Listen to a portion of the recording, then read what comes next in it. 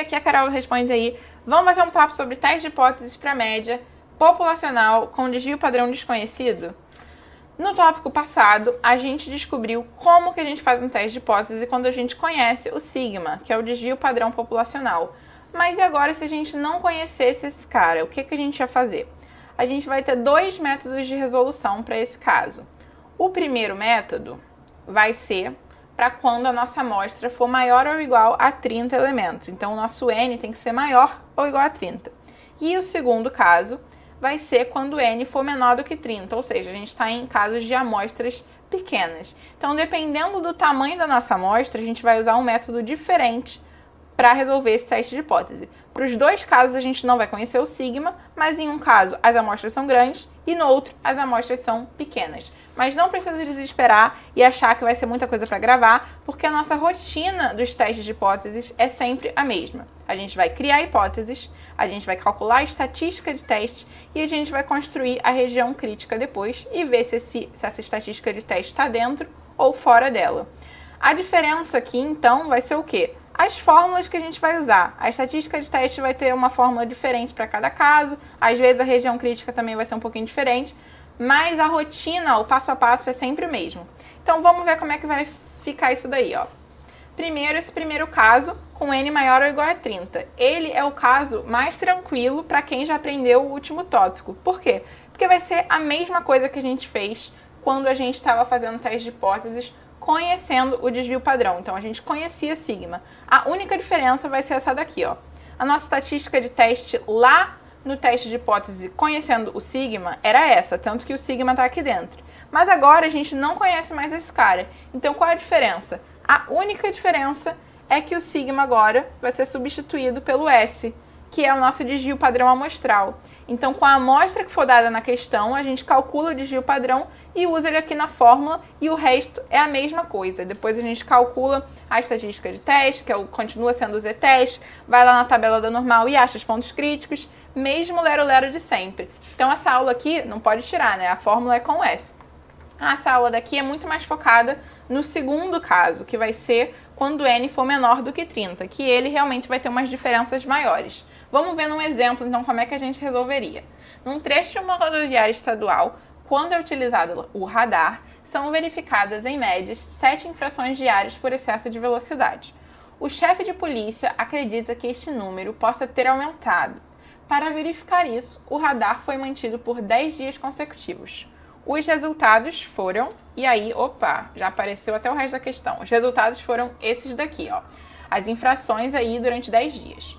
Os dados trazem evidência de um aumento no número de infrações. Considere alfa igual a 5%.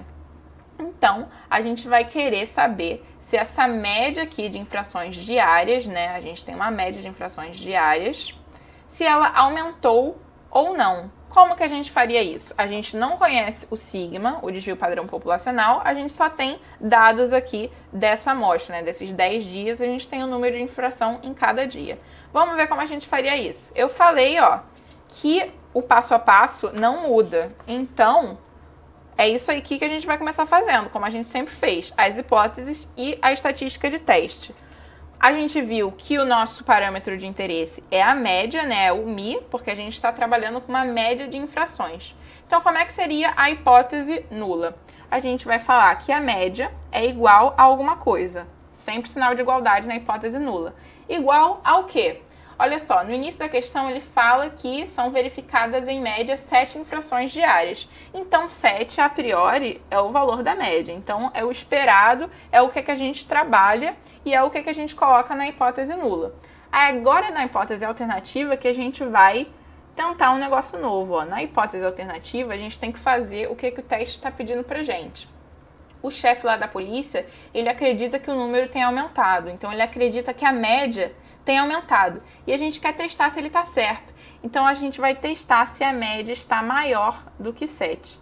Quando a gente coloca um sinal de maior que na hipótese alternativa, a gente está num teste unilateral superior. Certinho? Então, agora que a gente tem as hipóteses, a gente calcula a nossa estatística de teste. E aqui, a gente tem uma diferencinha, um pouquinho maior do que a estatística de antes, ó. Antes, lá para o caso que a gente conhecia o desvio padrão populacional, era assim, a gente usava um z-teste e aqui dentro tinha o sigma. Agora que a gente não conhece o sigma e a gente está num caso de amostra pequena, ela vai ser desse jeito, ó. Então, o z virou um t e o sigma virou um s. Repara que é a única diferença, o resto da fórmula é a mesma coisa.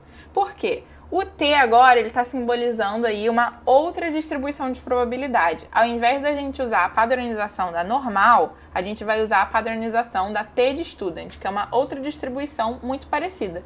Aí a gente vai usar agora a tabela da t de student, ao invés de usar a tabela da normal, na hora de procurar os nossos pontos críticos. E aqui a gente vai usar o S porque a gente não conhece o valor do sigma. E o valor do S a gente consegue calcular com os dados da amostra. Então vamos calcular esse t-teste, ó. A gente viu que esses daqui são os dados da nossa amostra. Se a gente calculasse a média e o desvio padrão aqui dessa galera com as fórmulas que a gente já conhece de estatística, a gente encontraria esses valores, ó.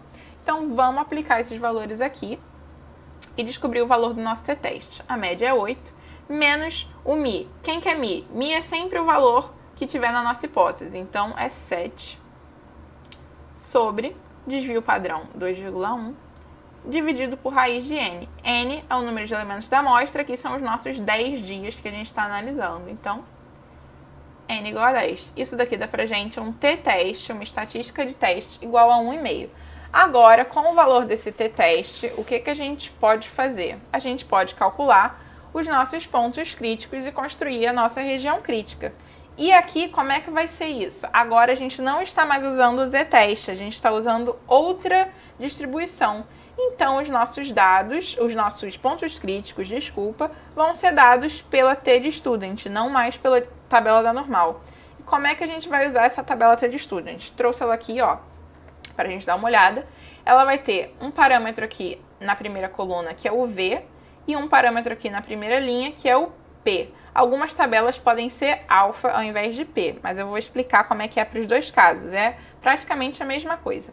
Vamos ver então o que é o V e o que é o P e como é que a gente usa essa tabela. Ó. Aqui para o teste unilateral superior, o ponto crítico seria dado para o nível de significância pedido e para um certo V.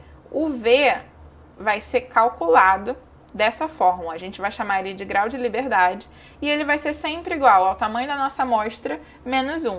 Aqui no nosso exemplo a gente tem 10 dias, então a gente faz 10 menos 1, que dá 9 como grau de liberdade. Aí a gente vai na coluna do V e procura o 9, ó, achei o 9 aqui.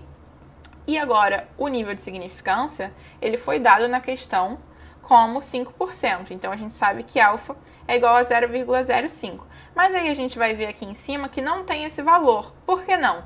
Porque o P, ele na verdade vai ser o complementar do nível de significância. Então o P a gente tem que procurar 1 menos esse valor aqui.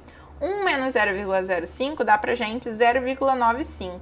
Então a gente vai cruzar o 9 com esse 0,95 e esse valorzinho aqui, que vai ser o nosso t crítico, o 1,833. Lembra que eu falei que algumas tabelas têm o alfa aqui? Então, para as tabelas que têm alfa, a gente vai procurar direto o nível de significância. Aqui vai depender da sua faculdade, do seu professor ou professora. Tem alguns que preferem usar essa e outros que preferem usar a do alfa. Mas as duas são a tabela da t de student, só um pouquinho, com a orientação um pouquinho diferente. Ok, então agora que a gente tem o t crítico, a gente vai pegar a nossa curva t de student, que também é uma curva de sino, que nem a curva da normal, e vai marcar o ponto crítico nela. Aqui a gente viu que é 1,833 e a gente está num teste unilateral superior. Então, tudo que for maior que o ponto crítico, que é a região crítica. O nosso t-teste tinha dado 1,5. Se o 0 está aqui, o 1,5 vai estar mais ou menos aqui. Isso significa que a estatística de teste caiu fora da região crítica, então a gente não rejeita a nossa hipótese nula. Ok? Vamos então ver rapidinho como é que seriam os pontos críticos para os outros tipos de teste. Se fosse o unilateral inferior, a única diferença é que ia ter um menos na frente, e agora é tudo que for menor que o ponto crítico, que vai ser região crítica. E se fosse o bilateral, a gente vai dividir o nível de significância por 2 e vai ter um negativo e um positivo. Tudo que estiver para fora é região crítica. E é isso, gente. Esse vídeo te ajudou? Responde aí!